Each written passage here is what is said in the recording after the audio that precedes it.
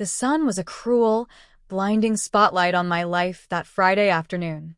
It mocked the quiet, carefully constructed world I had built, the one that was about to come crashing down around me. 7 years. 7 years of marriage to Jacob. 7 years of shared dreams, whispered promises, and a comfort that had slowly, almost imperceptibly, turned into a cage. My name is Melissa, and for too long, I've been living a life that felt more like a carefully rehearsed performance than an authentic existence. I remember when I first met Jacob, his sharp intellect and kind eyes, and the way his smile could make my heart do a little skip. We were young, driven, and deeply in love. We built a life together, a beautiful suburban home, filled it with laughter and the soft hum of routine. But somewhere along the way, the magic faded, replaced by a quiet hum of predictability. I loved Jacob, I truly did. But the love had settled into a comfortable groove, a familiar pattern that no longer ignited the spark within me. Our conversations became predictable, our routine stagnant. We were like two ships sailing side by side, charting the same course, but with an increasingly wide distance between them. I knew I was partly to blame. I had stopped actively participating in the dance, content to let the familiar rhythm carry us along. The dissatisfaction started as a small, nagging ache, a whisper in the back of my mind. It grew into a constant hum, a yearning for something more, something different. I tried to rekindle the flame, suggesting weekend getaways, romantic dinners, but those attempts felt forced, like trying to recreate a masterpiece from a faded photograph. We weren't connecting. I wasn't feeling seen. That's when Mark came into the picture. He was a colleague, bright, witty, and undeniably charming. He noticed me in a way Jacob hadn't for what felt like years. He'd compliment my outfits, my ideas, even my laugh, and those small acts of attention felt like a life raft in a sea of monotony. It wasn't about love, not at first. It was about feeling visible, about feeling alive again, about feeling like the vibrant, interesting woman I thought I'd lost somewhere between dinner parties and mortgage payments. He listened to me, really listened, to my dreams, my frustrations, the things I thought were lost forever. And then there were the stolen glances, the lingering touches that sent a shiver down my spine. It was a dangerous game, one I knew I shouldn't be playing, but the thrill of it, the intoxicating feeling of being desired, was too compelling to resist. I tried to tell myself it was harmless, that it was just a bit of flirtation, a way to inject some excitement into my life. But the line between flirtation and something more blurred, and I found myself drawn to him in a way that terrified and thrilled me. I was playing with fire and I knew it, but I told myself I had it under control. I'll never forget that Friday. I had a meeting in the morning and was supposed to be on a call later, but Mark had come by unexpectedly, and the conversation had shifted. The afternoon sun filtered through the bedroom blinds, casting soft stripes across our skin. I remember laughing, a genuine laugh, something I hadn't felt in a long time. He was talking about a work project, and I was teasing him, the words tumbling out easily. There was a lightness to him, a sense of freedom I craved. We were intimate, in a way that wasn't planned or expected. It happened quickly, fueled by a heady mix of attraction and a reckless disregard for the consequences. The guilt was immediate, a cold, sharp sting in my chest, but it was pushed aside as quickly as it came, drowned out by the fear of being discovered. I should have stopped him, should have ended it right there, but in that moment I felt powerless, like I was a passenger in my own life. Then I heard the front door open, the click of the lock. I froze, my heart leaping into my throat.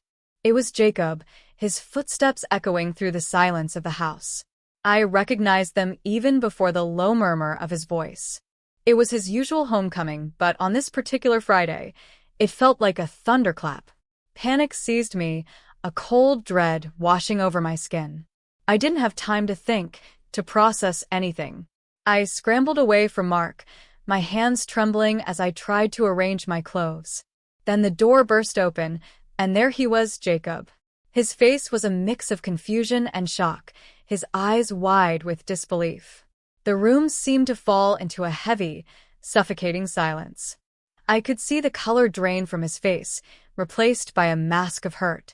It felt like time stood still, the air thick with unspoken accusations and broken promises.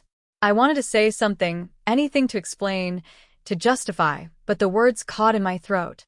All I could do was watch him, my chest aching with a guilt I had never known.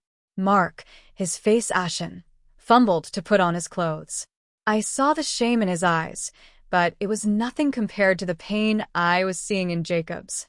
Jacob's voice, when he finally spoke, was low and shaky. "What is this, Melissa?" The question hung in the air, sharp and cutting. It was an accusation, a plea for understanding, and I had no answer. My whole world was unraveling. Mark mumbled a weak apology and rushed past Jacob, leaving me there, exposed and vulnerable. I wanted to call after him, to beg him to stay, to help me explain, but I knew he couldn't. This was my mess, my burden to bear. Tears started streaming down my face. I tried to speak, to offer an explanation, but the words felt hollow, inadequate. "Jacob, it's not what you think." I tried, but my voice was trembling, breaking with every syllable. I could see in his eyes that he wasn't listening. "I need some time," he said coldly, his face a mask of hurt and anger, before walking out of the house. His words were like a physical blow, leaving me breathless. He was gone, leaving me alone with my guilt and the shattered remains of my perfect life. I collapsed onto the bed, sobbing uncontrollably. The guilt was overwhelming, a heavy weight that pressed down on my chest. I had hurt him, deeply, irrevocably. I had betrayed his trust, everything we had built. The memory of the laughter, the touch, the recklessness of the afternoon felt cheap, tainted by the truth. I couldn't bear the weight of my actions. The days that followed were an agonizing blur. Jacob moved into a hotel, leaving me alone in the empty house. Each room echoed with his absence. I tried to call him, to text him, to beg for him to talk to me, but he rarely answered. I would stare at my phone, willing it to ring, willing to hear his voice, even if it was filled with anger. The silence was suffocating, a constant reminder of what I had done. I spent those days replaying the events in my mind, trying to understand how I had gotten to this point. Had I been that unhappy? Had I become so blind to what I had? I thought about Jacob, his kindness, his love, and I felt a wave of nausea wash over me. I didn't deserve him. I didn't deserve any of it.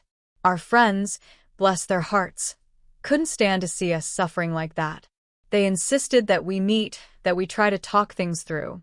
They organized a meeting at a neutral location, a small cafe in town. It was the first time we had seen each other since that horrific Friday. The air was thick with seeing Jacob again was like reopening a wound. He was pale, his eyes haunted, and I could feel the weight of my actions crushing me. My hands were shaking, and I could barely meet his gaze. We sat opposite each other, separated by the heavy silence. I remember how it felt when I had to start to explain. The words were clumsy, inadequate, but I tried my best to be honest. I confessed that the affair had started out of boredom, out of a foolish, misguided search for excitement.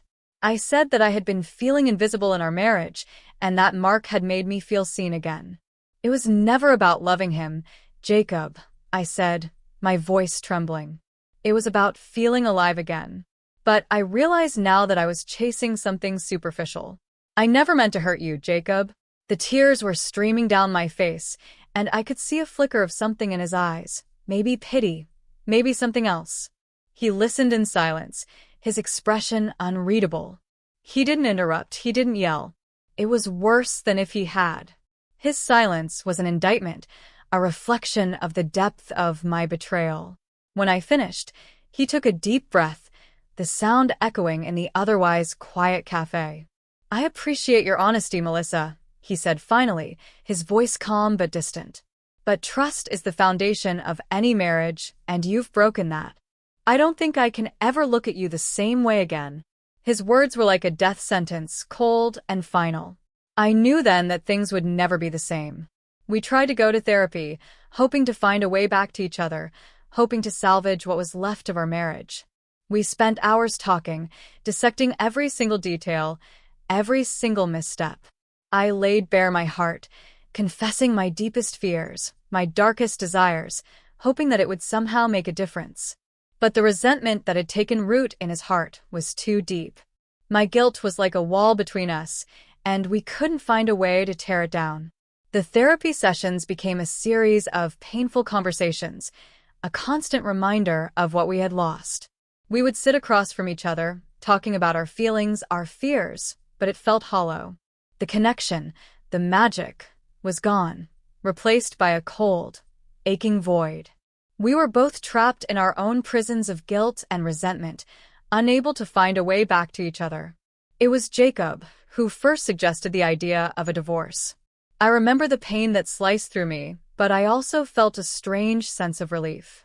It was an acknowledgement that this marriage, this beautiful thing we had created, was broken beyond repair.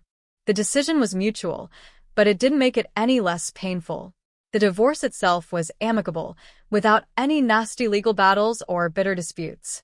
We divided our assets fairly. I kept the house, the place we had created together, a testament to our shared history, while Jacob took the car and some savings. It felt like the end of an era, a chapter closed, and I was filled with a profound sense of sadness. The day the divorce was finalized, we met for coffee at the same cafe where we had first tried to talk. It was a bittersweet moment. We sat there, the weight of our history between us. We talked about the good times, the memories we had shared, the laughter, the love. We were two strangers sharing a common past. We had some good times, didn't we? I said, my eyes moist with tears. The words were bittersweet, a reminder of what we had lost, a reflection on a shared life that was now gone. We did, Jacob replied, his voice soft. And I'll always be grateful for those memories. But now, it's time for both of us to move on. His words were gentle, but firm, a clear signal that the chapter was over. I felt a strange mix of sadness and relief. It was over. The pain, the guilt, the constant ache in my chest could finally begin to heal. I was finally free from the prison of my mistakes, and so was he. We both deserved a fresh start. The years that followed were a journey of self-discovery, a slow, painful process of healing and rebuilding. The house felt empty, but slowly I started filling it with my passions and dreams. I decided to pursue my long-forgotten love for baking, enrolling in a culinary school. It was a risk, but it was also liberating. I had nothing to lose anymore. I threw myself into my studies, devouring everything I could about baking, mastering the art of bread making, pastries, and cakes. It was a creative outlet, a way to channel my energy and emotions into something tangible, something beautiful. I opened a small bakery in town, a cozy little place filled with the aroma of freshly baked bread. It was my sanctuary, my place to create, to express myself. People loved my artisanal breads and pastries. It gave me a purpose, a sense of meaning and fulfillment that had been missing for so long. I found happiness in the simple act of creating something beautiful, something delicious. I still thought of Jacob from time to time, the memory of him still tugging at my heart. I wondered if he had found happiness, if he had moved on as well. I hoped he had, that he had found someone who could appreciate his kindness, his intelligence, his quiet strength. One day, years later, he walked into my bakery. I saw him standing near the counter, browsing the pastries. My heart skipped a beat, and a wave of nervousness washed over me. He looked different. His hair had thinned a bit, and there were faint lines around his eyes, but the kindness in his eyes was still there. We exchanged polite smiles, a brief greeting, the distance between us feeling tangible. "Hi, Melissa," he said, his voice soft, a touch of hesitation in his tone. "Jacob," I replied, my voice surprisingly steady. We talked about the weather, about the bakery, about the local community, avoiding any personal topics. It was a cordial conversation, a testament to how far we had both come since that day our lives unraveled. He purchased a croissant and a loaf of my signature sourdough and thanked me before leaving. The whole interaction was brief, but it was enough. Enough to confirm that we were both okay. As I watched him walk out of my bakery, I felt a sense of closure. The encounter was a confirmation of our new reality, a silent acknowledgement that we had both moved on. He had his path, and I had mine, and even though our paths no longer crossed, there was no bitterness, no regret. I had hurt him deeply, betrayed his trust, but I had learned from my mistakes. I had rebuilt my life, found my passion, and created a life that was meaningful to me. Jacob, too, had moved on to a life that was meaningful to him.